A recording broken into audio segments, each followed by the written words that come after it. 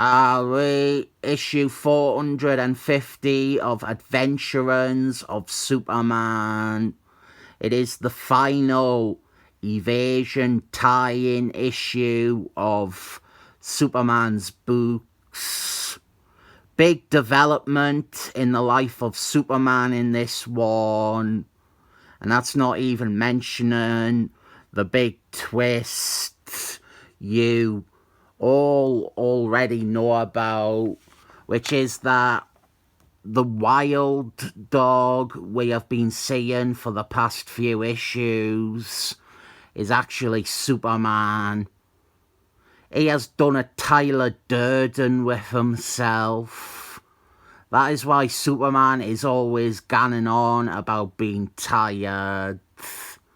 He thinks he has been nodding off to sleep, but then Tyler Durden, Wild Dog, is coming out to play, and he don't remember any of that. Despite this major revelation here, it doesn't factor much into the rest of the issue. We didn't get much explanation, or even much beyond Superman politely realising he has been Wild Dog for the last few weeks. You would expect some big scene where he discovers it, but he just nods his head at the twist, and then he is Superman again. We saw this guy briefly last issue, the guy with Lewis. I didn't point him out, but this is actually the real Wild Dog. Typical twist thing. They showed him just before the reveal so that people realise he isn't the Wild Dog we have been seeing. And now Superman has decided it's not handled the best. Superman has decided to leave Earth and gone into space. He sort of quits his job. And this sudden decision on Superman's part, I am presenting it as it's presented in the issue. It does feel like a real out-of-nowhere commitment. And he is wanting to fuck off to space as fast as he can. I think the problem is we as readers are still focusing on that Wild Dog reveal. And we want specifics on that. We want more on that. And God forbid, we want an actual resolution to that. While it does weigh into what Superman is doing, it's basically done. There isn't a real payoff beyond it giving him a reason to leave Earth. We are spending all this time setting up Superman gunning into space, and none of it is focusing on why. At least yet. This stuff we are seeing is shrouding Superman's activities and goals in mystery. If you didn't know where it was going with him leaving for space, you would understandably expect all this to maybe have something more directly to do with the Wild Dog thing. It's quite terrible to drop a bombshell like Superman is Wild Dog and then abandon it 2 pages in. You need to do a lot more to justify that very specific idea. As it stands, Superman just had a breakdown. Everything about that subplot you have to pick up from the other issues when Here is the optimal time to reinforce or remind people that he became Wild Dog because Wild Dog represented something he didn't like and who conflicted his own personal ideas about fighting crime.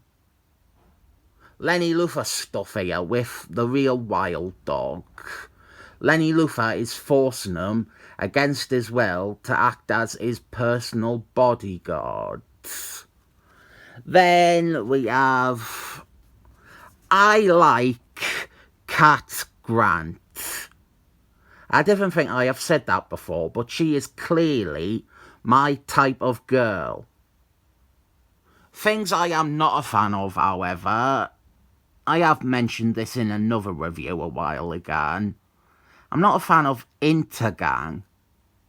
I think it is an okay idea, but the characters, the bad guys they introduce related to Intergang, they aren't very exciting.